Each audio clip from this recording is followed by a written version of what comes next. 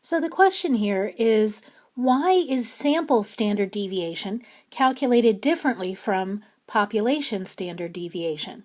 When we calculate sample mean and population mean, we use the same formula, but that's not true with standard deviation. So let's look at some population data. So we have our list of data. This is for the entire population. Now if I calculate the standard deviation using the proper formula, the formula for sigma, then I get 4.98. So that measures the spread of my population data. Now let's look at a sample from this population. In the first sample here, we have the data values 4, 15, 8, 4, 3, and 5. Now, when I put this into the graphing calculator and calculate the 1var stats for this, I get a value of 4.11 for sigma.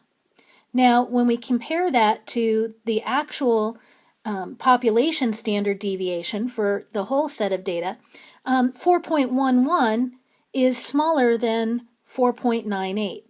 So we got a value that's really too small, because this is supposed to reflect what's going on with the population.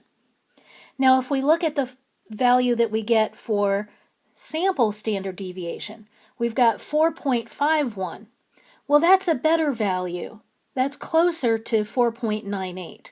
So it's a better estimate of the population standard deviation. Now let's look at another sample. Here we have another sample of data from the population, and when we look at sigma, well, sigma is even smaller now, so we've got 3.56. So again, this is much too small in comparison with 4.98. If we use the formula for S, we get 3.90. It's still not great, but it's closer than the value that we got when calculating using the formula for sigma. Now, does this always have to be true? Is using the formula for sigma always going to give us a smaller value than if we use the formula for standard deviation? Well, it is, but that doesn't necessarily mean that that is a better thing. So let's look at another sample. Here we have sample 3. I have some data values, and we get sigma, which is 6.87. Now we've got a value that's bigger than the actual population standard deviation. So it's a little too big. But what happens when we use S? We still get a value that's even bigger. So S is always going to be larger than if we use the formula for sigma. In this case, that's worse. But what we know is that if we were to find all the different samples that are possible, what will happen more often is that we'll get a value that's too small if we use the sigma formula.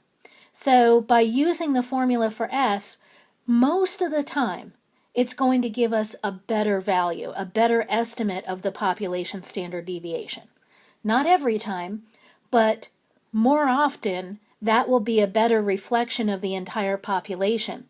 And so because in statistics we want to get the best picture of the entire population, that's what we're going to use.